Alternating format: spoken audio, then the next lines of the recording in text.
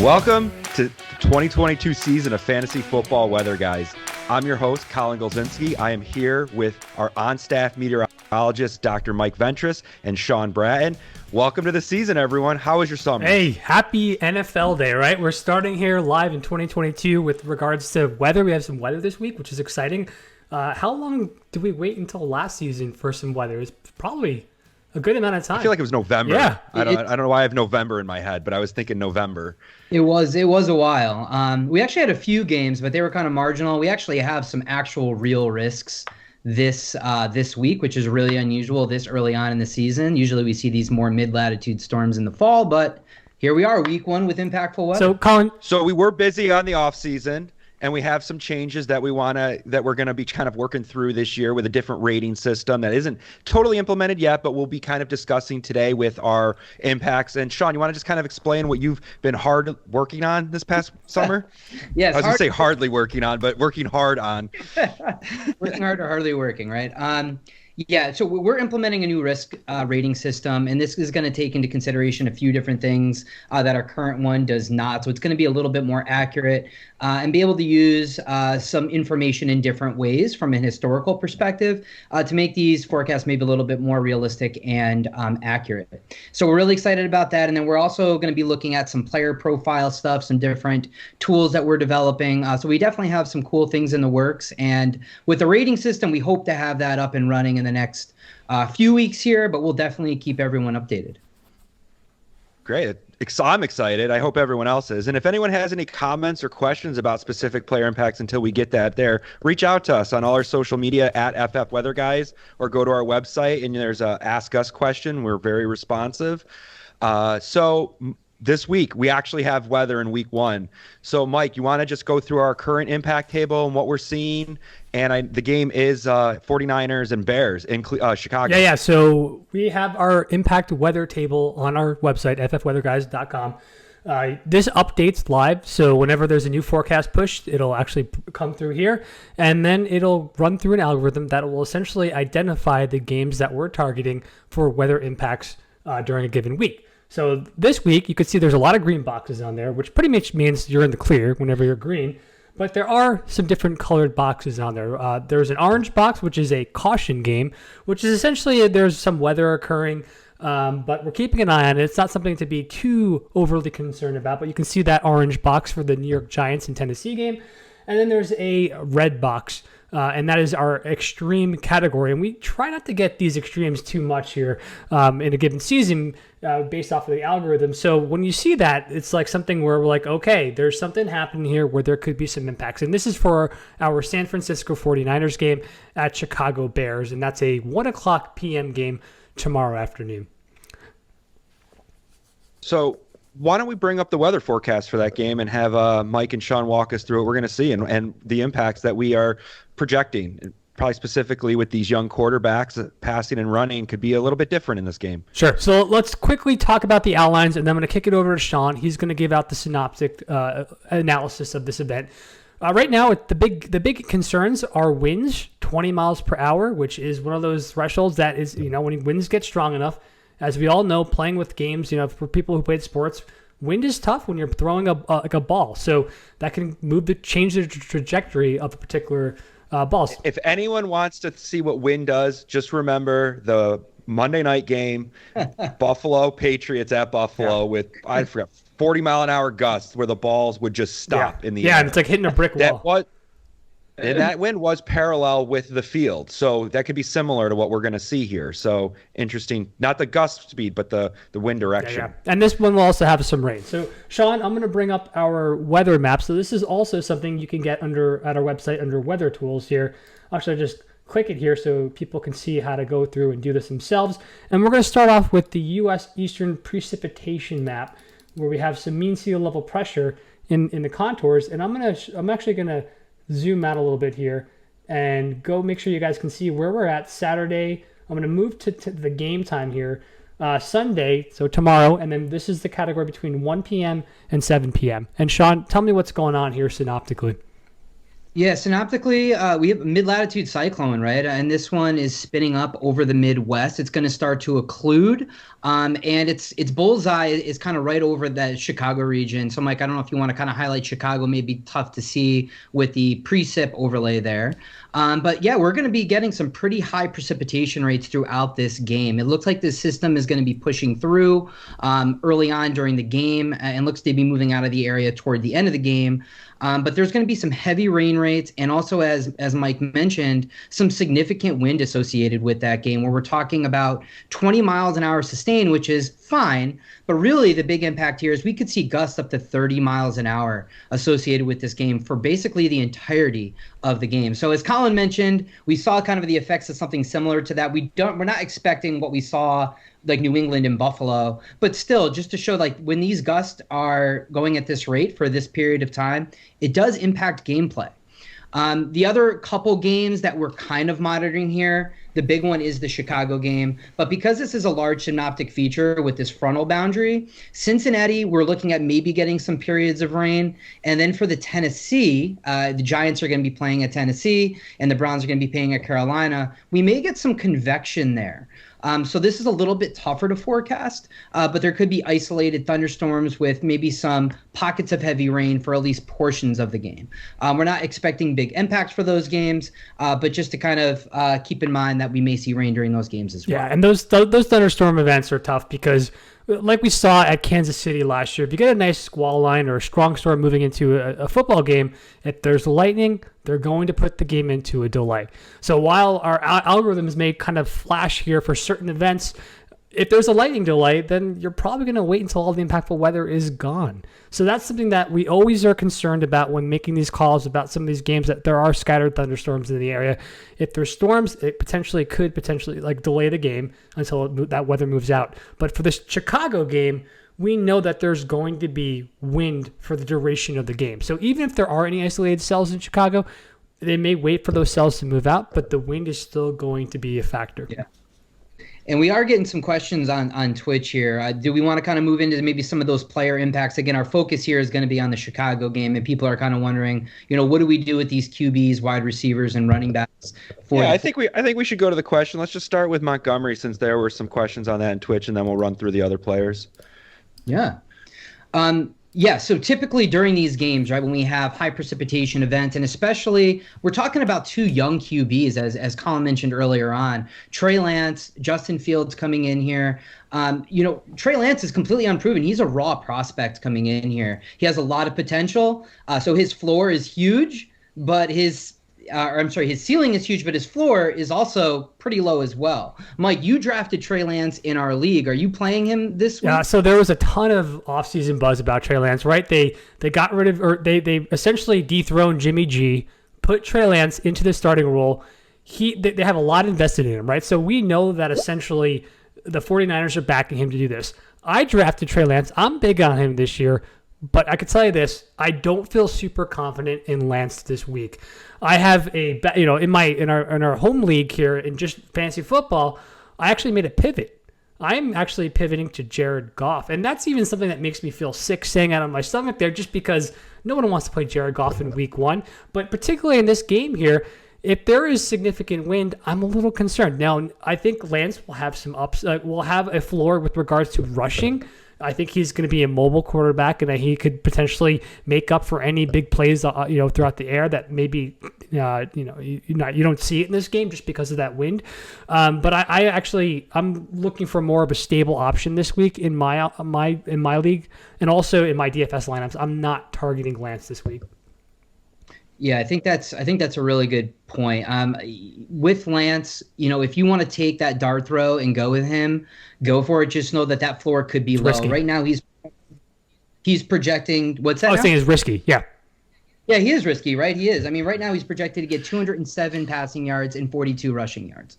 I don't know if I want to hang my hat on that this week. I mean, Justin Fields, same thing. He's projected at around 199 yards and 39 rushing yards. So really low totals here for both of these QBs. Now, does that mean that they're going to rely more on their rushing game? You have David Montgomery, who's been an established back in this league for several years now. And you have Elijah Mitchell coming in, who kind of took that position from some of the other RBs that we saw from last season, and he's projected here to get quite a few carries as well. Mike, do you have like a preference over Montgomery or Elijah Mitchell, or are you excited about playing either of these options? Yeah, so we know during weather events when there's wind and rain involved, usually the coaches, when they start to see the quarterback struggle, will start to shift the game plan a little bit, right? You start to see more shorter passes, and you start to see more of the running backs getting involved. If you're playing a PPR, you could get away with David Montgomery. I think he's going to be involved with the passing game, but you have to keep in mind that the 49ers defense was really good against the run last year. So just on that alone with the defense, it does scare me a little bit. And I'm starting to shy away from Montgomery. These are some of the options that I've been kind of considering when playing over Montgomery. A.J. Dillon, I know he's the second running back in Green Bay, but he's going against Minnesota. People are probably wanting to start Montgomery over him, but I think Dillon's probably a safer start, and that's one of the moves I actually did in my league. To answer your question, Sean, I'm actually feel better about Elijah Mitchell over David Montgomery. Yeah, and I think statistically speaking, right, when we have these rainy games, especially with these two, young QBs, they may be dumping those passes off. So we may see an increased workload in the passing game. So a little bit more of a PPR floor for Montgomery and Elijah Mitchell coming in to this game. I don't expect breakout games for either of these guys. I think this is going to be a slow-paced game. A lot of rushing, a lot of short passes, increased time of possession. Right now, the over-under on this game is 40 points. It actually dropped from 40.5. So they're not projecting a lot of points to be scored here, a slow-moving game, and just not a lot of offensive production overall. Yeah. So speaking about the over-under, I think this is kind of a new focus this year for us too. We've always kind of relied on our analysis for fantasy and daily fantasy. But I think with more states and more availability of sports betting, we're going to try to incorporate a little bit of that into our talks too. And I think weather can be very big and impactful on stringing together some parlays and looking at these over-unders. So, Mike, do you want to talk about what you're seeing on the over-under here and where you might want to go with that? Yeah, so with regards to the over-under, this was already a low game, right? So to make a low game even lower due to weather impacts, it's a little bit more complicated. Like if this was a starting point of a very high over under, I'd feel much more confident in saying, "Oh, rip the under here." But with regards to this particular game, we're already seeing a Vegas over under 40 points. Now, Sean was able to go back into our statistics and kind of match up similar weather events and outcomes of points, total points, right? We always compare points to control games, right? Like a standard baseline metric of essentially saying, what is the standard range of points scored in dome games? There's no weather that impacts those dome games. That is the best case for like a control study. That's essentially what I'm showing on the screen is this black line here, this black bar, where we're essentially the total scores on the x-axis. So you can see anything from 30 to 60 points over here where my mouse is. And you can see the control games are generally stretching between 30 and 60 points. Now, if you take the weather-adjusted curves, right, we find games that have similar wind, similar precipitation, similar temperature, etc., that's the green bar. And you can see how the green bar is generally shifted to the left of the black bar, right? You see more of this green kind of hanging in the 20 and 30 points rather than the 50 and 60 points. So in this particular instance, I sent out a message earlier to these guys saying, hey, Vegas over-under is at 40.5. I think we can kind of nudge that down a little bit, take the under here just because of how the wind's going to be. So if you take the center of this green bar here, that's about 35 points, which is essentially saying if you incorporate weather into your analysis, into the outcomes here, there's a better chance that you're going to hit the under of that 40 points, right? Sean, do you have anything comments on that? Yeah, no, I think you're absolutely right here, Mike. I mean, the over-under is already low. So this one, they know coming in that, these are two unestablished offenses. The over-under is set at around 40 points. But yeah, in these weather games, it's around 10 to 11 points below your control mean. So on average, you're scoring less points in these weather games. If I were betting on this game, I don't know if I would take that 40 line. I may take like the under at like 45. I think that's going to be a really close one. But statistically speaking, I think you have a much higher likelihood of hitting that under in this game than going over. Yeah. That's an interesting point, Sean, that I want to I know that, there may be some very seasoned bettors, but for those who are just getting into it, there are always options to take alternate lines on the spread and the over under where you might get different odds. And it's interesting that that's kind of what we like to play with from when we're talking about it or making hypothetical parlays to decide of how we're going to try to see the impacts of weather and betting. So it's just very important that when we're talking, the Vegas over-under is one, but you can always adjust that based on your feelings or some of the information that we have available on our website. I have no idea what that sound is, but I'm going to keep going. I don't hear anything. Yeah, we don't. I think Colin is hearing some imaginary voices in his head or something there. Did anyone? Oh, yeah. Sorry. I guess I didn't keep going. It totally screwed me up. So anyways, I just want to put that caveat out there that when we're talking, take the Vegas over-under, but do something, you can always play with that based on what you think and how you read our stuff too. Yeah, I mean, I overall, I think this is going to be a low-scoring affair, slow pace of play. I don't expect a lot of breakout plays in this particular game. I expect an increased workload for the running backs. How efficient they are with those opportunities, is to be determined. As Mike mentioned, these defenses weren't bad last year. Bears ranked second in passing yards given up. The 49ers ranked seventh. And as far as total defense, the Bears ranked fifth in total yards, and the 49ers ranked fourth. So, these defenses, they could show up, they could play well in treacherous conditions. I think the Cole Kmets, I'm not sure the status of George Kittle right now. If he's playing, he was a questionable tag. I think he's out. I think he's out. So he's out. Yeah. He is out. He was designated as out. Okay, so, some of these shorter, more slot receivers, shorter options for these QBs as safety nets, I think are going to see an increased targets. But what they do with those, I think there's definitely a floor there for that. So going back to Mike's pick about A.J. Dillon over Mitchell or Montgomery, Vikings defense was one of the worst in the season last year, averaging like 4-point-something yards per carry. Yeah. They didn't really make many offseason changes to that defense. So you're looking at a possible better option just with A.J. Dillon as a number 2 back there than running one of these guys. But yeah, I'm in agreement with that. I'm taking A.J. Dillon all day. And to Colin's point, the Minnesota Vikings ranked 26th in rushing yards per game. They gave up some big gains from a rushing perspective last year. And everybody's high on A.J. Dillon this year. I tried to pick him up in a few leagues. I couldn't get him. I think he's eventually going to overtake Jones. I think he's going to get the opportunities in Minnesota. I have to interrupt. Don't feel too bad for Sean not getting A.J. Dillon because he got Derrick Henry in our league, so it's fine. I think he'll be okay without getting A.J. Dillon. I'm open with Henry. I'm gonna reel us back a little bit here and talk about some of the wide receivers because in the 49ers and Bears game, we know that there's some high quality wide receivers in here at least on the 49ers side with Kittle out. People are going to want to feel more comfortable playing Deebo Samuel and Brandon Ayuk.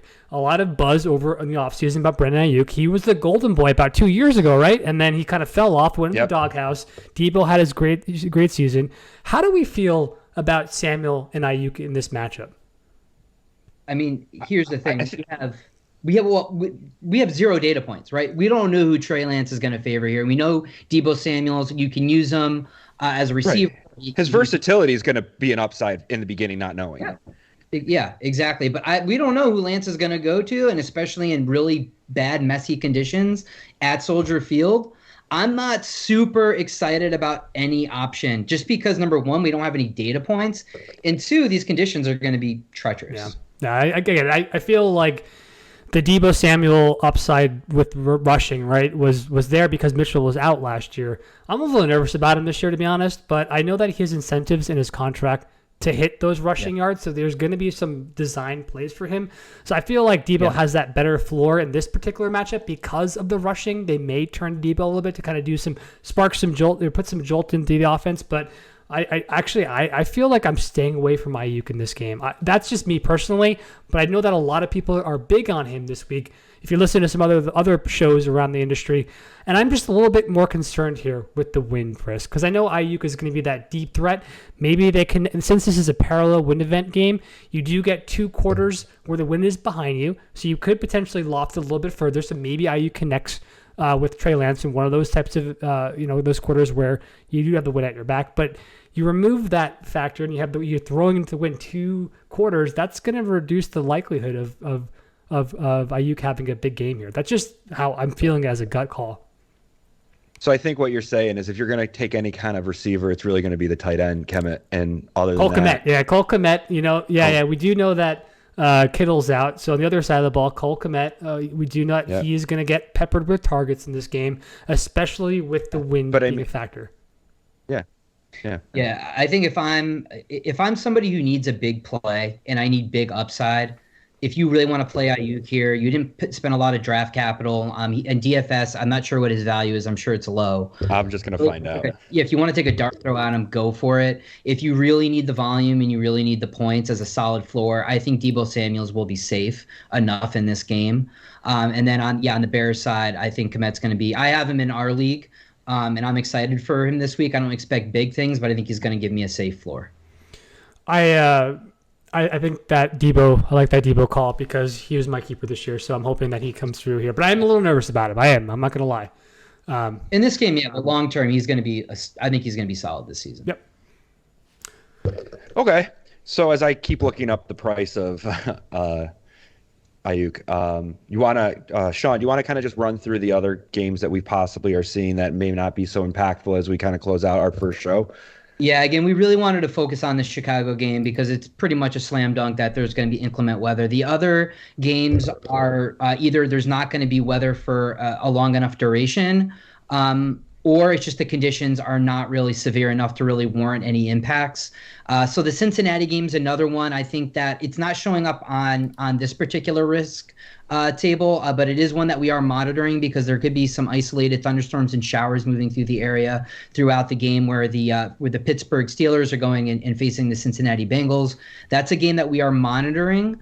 But again, right now we're not anticipating any major impacts. And then a little bit further south in Nashville for the Tennessee Titans-Giants game, and then for the Browns at the Carolina Panthers, those two games are going to get some convection. So that's something, again, we're also monitoring. But right now it doesn't look like significant enough impacts over a long enough duration to really be impactful. I mean, if you're getting a 1 quarter's worth of rain, it's not going to have a long enough duration to really be impactful for players for us to forecast. Yeah, you really want to see those impacts across the entire game to make you feel better about them. It all takes one big shot down the field where there's no weather taking place to kind of mess up your calls if you see some kind of weather for a quarter, right? So, yeah, which is great to circle back because that was kind of what we were talking about in the beginning, how we're kind of updating some of the ways we look at impacts and really putting the time series analysis of weather is going to be a little bit more into what we're looking at. So absolutely. It's important. Just to go back, Ayuk 5,200 on DraftKings, so middle of the road, little high, but for Ayuk, the road, yeah, that is a little bit higher than I was expecting. And then another just related to weather, I think it's worth mentioning the Tennessee Giants game. I know Derrick Henry's already really high. I think he's like second highest in DFS right now. I picked him in my DFS league. If there is rain there, I expect Tennessee to get up. If they get up early and it starts raining, I think they're really going to rely heavy on Derrick Henry here because who's Tannehill throwing to right now, right? You have Woods, you got Treylon Burks as the rookie, but I think they're really going to rely on Henry here, and I think they could rely on him more if it's raining. So that's just kind of another worth mentioning, I think, if we rain in Tennessee. Yeah, and if Sean's scenario of Tennessee getting up big there, I do think that Tony is going to actually, the wide receiver for the Giants is going to actually have some upside here for some plays. I don't think there's going to be any significant wind to worry about in this game. So if there is some showers, I'm not concerned. Go out there, play Tony in your lineups. He's got an opportunity here. He's going to be the wideout one here, and he's healthy. So why not play him? Yeah. Yeah. Agree there. Okay. So I think just to run down really quick to summarize everything, welcome back, week 1. Pretty crazy that we have some weather events in this type of this area of the season. And the impactful game we talked about was the 49ers Bears, which we're going to see both precipitation through rain and wind, which can make it a pretty impactful through the whole game. And then there are 3 other games that Sean just ran down that are kind of limited and a little bit elevated, but we'll watch them. We'll always post on our social media at FFWeatherguys through Twitter. You can find us on Facebook, Instagram, and our YouTube channel. We'll post this show. from Twitch. Also, on our website, FFWeatherguys.com, there will be a blog that will run down basically everything that we just talked about today. So if you want to go back and see some of the statistical graphs and some of the information that we discuss about player impact, it is available there. Yeah, and just to quickly address, we got a Tennessee D question for their defense. Quite frankly, I wouldn't mind playing the Tennessee defense in this game against the Giants. I mean, the Giants, what is their offense going to be this year? We knew they ranked bottom tier last year. That was with the Joe Judge-led offense. You know, Brian Dable from the Buffalo Bills coming in there. But Tennessee did rank 11th in terms of total yards given up per game, only allowing 330, so that ranked 11th. So I expect, I mean, the over-under on this game is 44. And the Tennessee Titans are favored, so I don't think it's a bad play to have the Tennessee D in this game. Yeah, if you're looking for a defense, though, make sure to target the 49ers. They're my starter of the week. Yeah, good point. Well, it was great to see everyone. I appreciate all the work Sean and everyone did in Fantasy Football Weather Guys over the summer to get us to where we are, where we're going. Stay tuned with us through the season for some exciting new stuff. And we will see everyone next Weather Impact game. Hey, happy fantasy football, guys. Have a good week 1.